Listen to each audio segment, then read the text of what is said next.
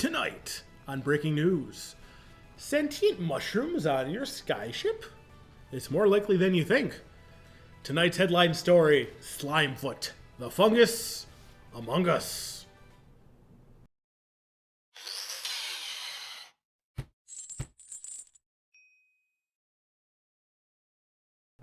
Good evening, everyone. Welcome to Breaking News. I am your anchor tonight, just informed, covering for Chain.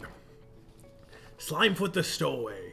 1 black-green for a 2/3 legendary creature fungus.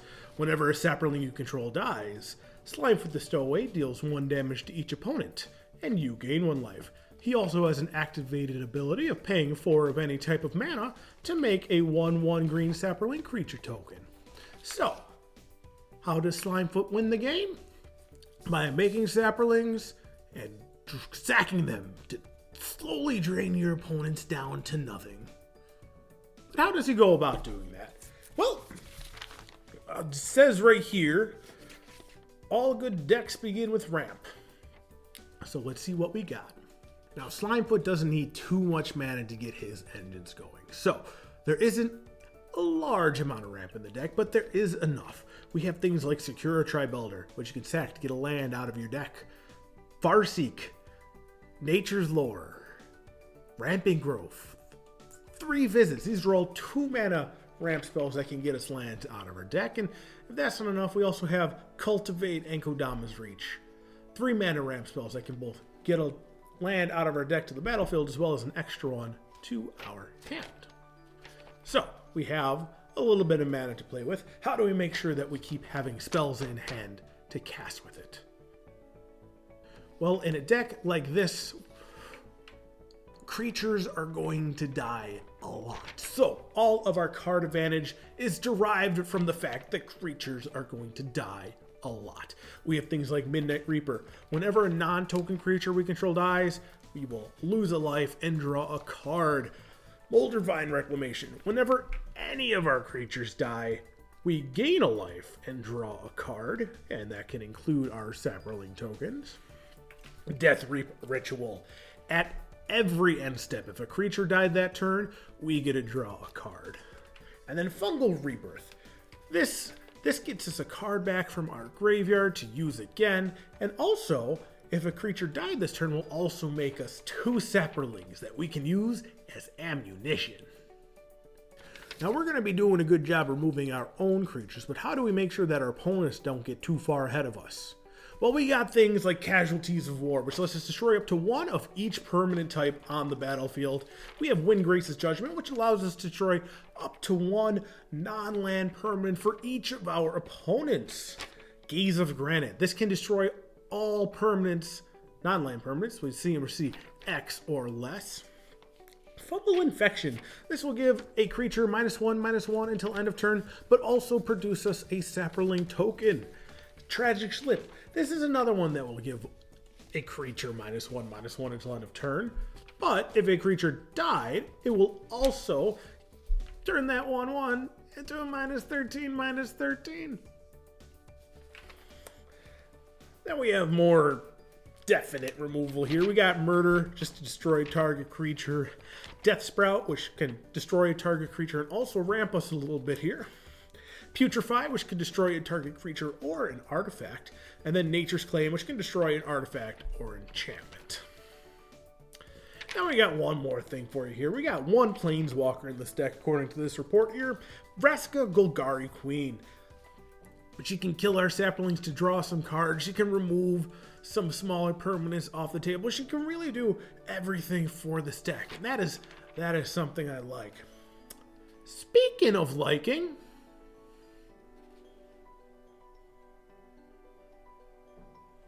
thank you.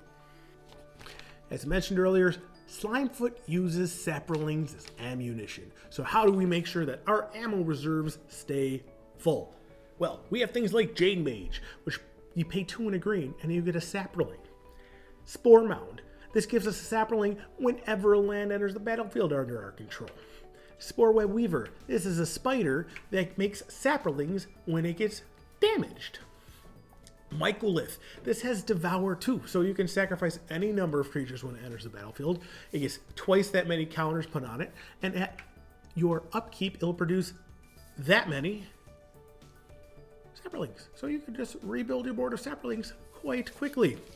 Then we have things like Verdant Force, which at every upkeep gives us a 1/1 Sapper Link. And then Verdant Embrace, which is a aura that can turn any other creature into its own little Verdant Force and start making Sapper Links itself. Then we have Fist of Ironwood. This is like a mini version of Verdant Embrace, so it's also an aura. It gives the creature trample and also comes in with 2 Sapper Links with it. Then we have a bunch of Thalids that produce Sapper Links by spore counter, so that every upkeep you get to add a spore counter to your Thalids, and then when there's 3 spore counters on them, you can remove them for a Sapper Link. So you have things like Thalid, Thalid Shell Dweller, Spore Sower Thalid, and Sporoloth Ancient, which actually gives us a discount on the spore counters, only requiring to remove 2 of them to get Sapper Link tokens. And then we have a couple enchantments here in Golgari Germination, which makes a Sapper Link whenever a non-token creature of ours dies, and Sporogenesis, which every upkeep you get to put a fungus counter on a creature you control, and then if a creature dies with a fungus counter on it, you get a Sapper Link.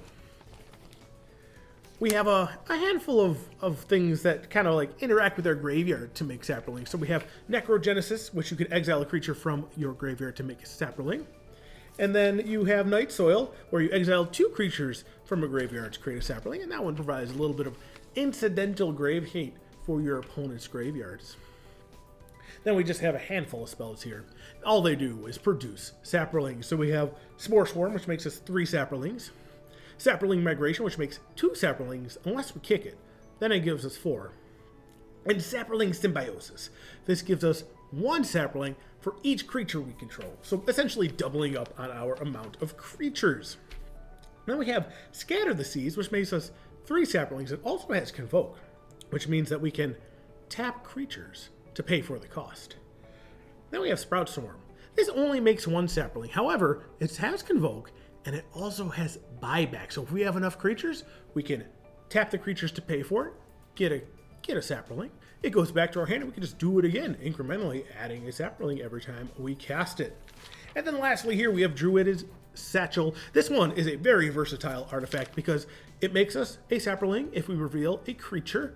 It ramps us if we reveal a land, and gains us 2 life if we reveal something else. So it can definitely help hedge our edges against several aspects of the game. So we have a bunch of Sapper Links, but they're all 1/1, so how threatening can they be? Well, we have a couple ways that we could make them a bit more intimidating. We have things like Spore Crown Thalid, which gives +1/+1 to all of our Sapper Links and fungi.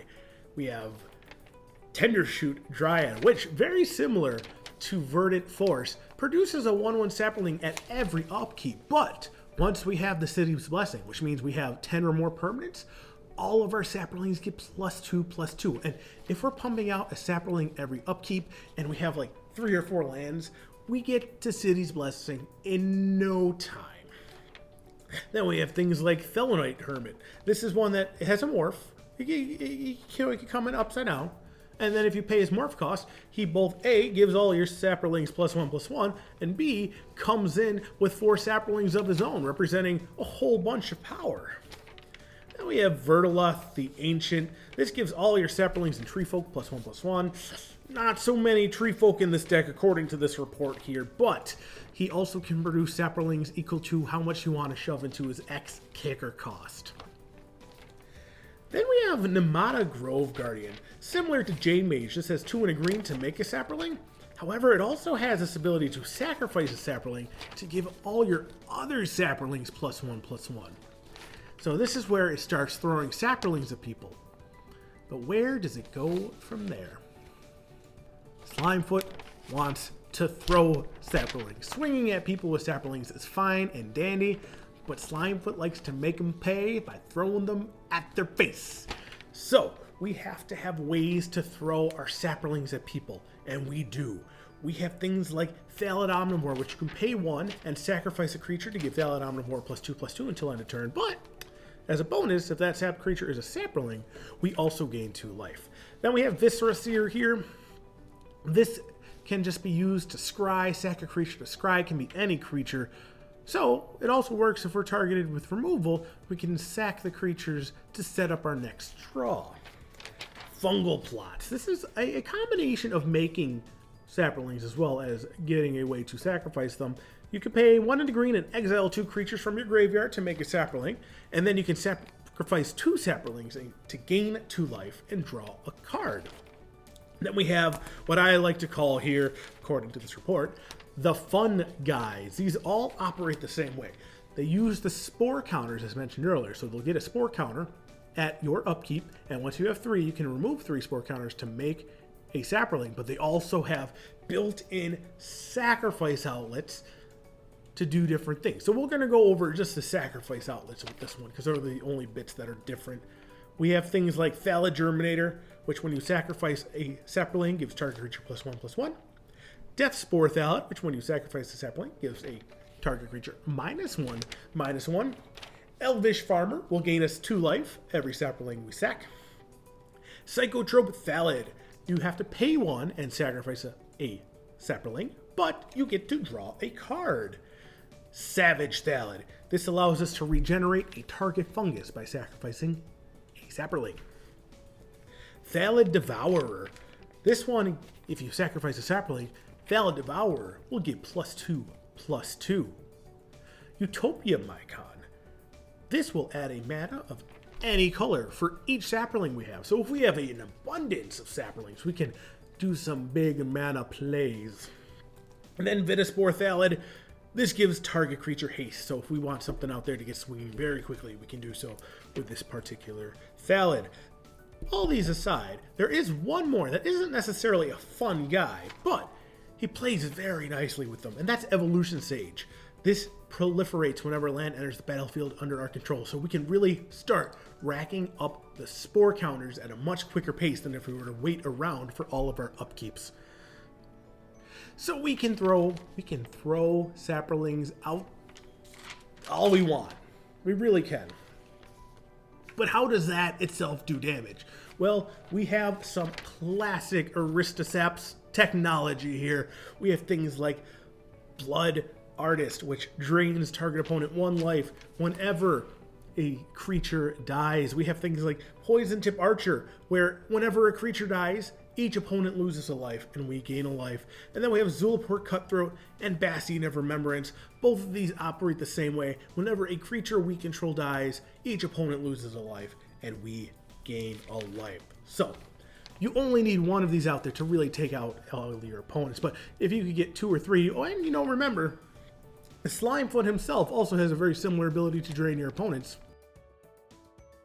Any of these guys can be super useful to just taking out the table. Now, looks like there's only one last section on this report. Got to go over the mana base, but before we get to it, if you like breaking news for awesome budget deck lists like this, definitely consider subscribing down below. We'd love to see you folks hanging out with us going forward. I'm sure Chain would appreciate it when he gets back. So definitely hit that subscribe button. That said, we only got the lands left here, so let's get into them. Now, the last thing we got here is a mana base, and since we got a pretty budget build going on here, we have nothing too crazy going on with these bits of land. We have Evolving Wilds to fetch out any basic we could use at any given time from our deck. We have things like Golgari Guildgate, which is just a tap land that can produce both colors. Golgari Rod Farm, this is the bounce land that can produce 1 of each color. Path of Ancestry, this takes advantage of all the fungi we have in our deck here that share a creature type as our buddy Slimefoot.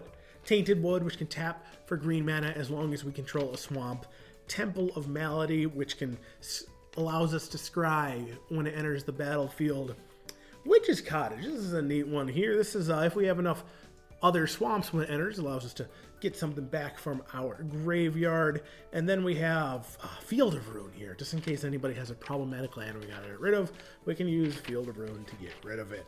And it looks like we're wrapping that up with 10 swamp, 18 forest, and there you have what the report is called Slimefoot's Aristosaps. So, at this point, we want to hear from the viewers at home. Have you ever encountered Slimefoot in the wild? Has he been aboard an airplane you've flown? The last time you've flown on an airplane?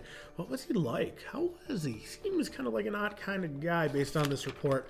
Definitely let us know in the comments below. We'd love to hear it. Beyond that, thank you very much for the patrons of this channel. Without you, we would not be able to do what we do. And beyond that, to everybody else, thank you very much for joining us today. We'll see you next time on Breaking News.